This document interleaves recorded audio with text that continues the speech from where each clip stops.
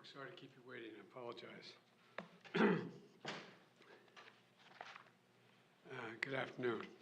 I'm about to head to New York for the annual UN General Assembly meeting. I have a number of meetings while I'm there. But before I go, I want to speak with you very briefly about a vote in Congress this week that addresses a serious problem facing our democracy, in my view. I've proposed much earlier on that we should just publicly fund all of our elections, but I don't have the support for that position.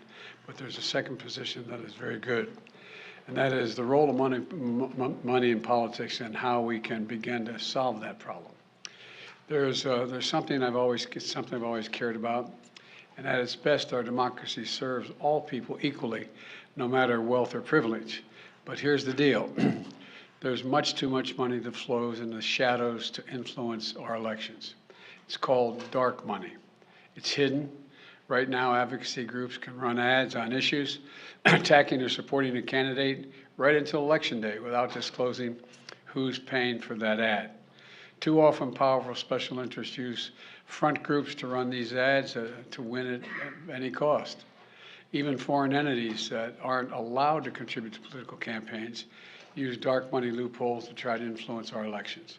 And here's just one recent example.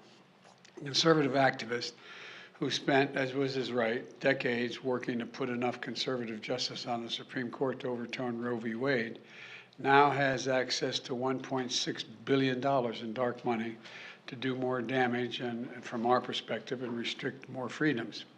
As far as we know, that's one of the biggest dark money transfers in our history. And here's the deal.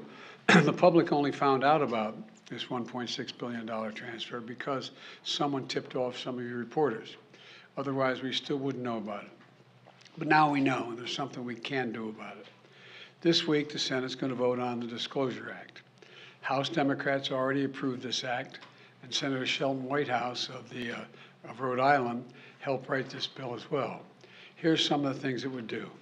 Advocacy groups that run ads to influence elections would have to disclose any contribution above $10,000 that they receive. And foreign entities would be banned from making any contributions for these ads, period. Republicans should join Democrats to pass the Disclosure Act and get it on my desk right away. Dark money has become so common in our politics. I believe sunlight is the best disinfectant, and I acknowledge it's an issue for both parties. But here's the key difference. Democrats in the Congress support more openness and accountability. Republicans in Congress so far don't. I hope they'll come around. They should follow the lead of Republican governors and state legislatures in Tennessee and Wyoming that have passed disclosure laws. Let's remember, getting dark money out of our politics has been a bipartisan issue in the past. My deceased friend John McCain spent a lot of time fighting for campaign finance reform. For him, it was a matter of fundamental fairness, and he was 100% right about that.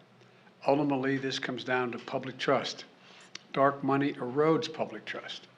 We need to protect public trust, and I'm determined to do that.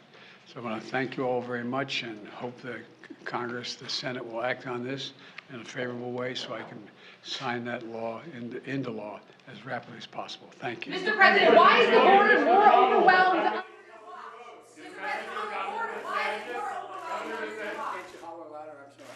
On the border, why is the border more overwhelmed under your watch, Mr. President? Because there are 3 countries that are there are fewer immigrants coming from Central America and from Mexico.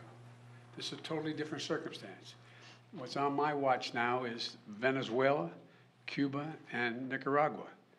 And the ability to send them back to those states is not rational. You could send them back and have them, we're working with Mexico and other countries to see if we can stop the flow. But that's the difference. Thank you. What would your administration be doing, Mr. President? Looks like he's sending migrants to Delaware. Do you have any comment or response to that, sir? He should come visit. We have a beautiful shoreline.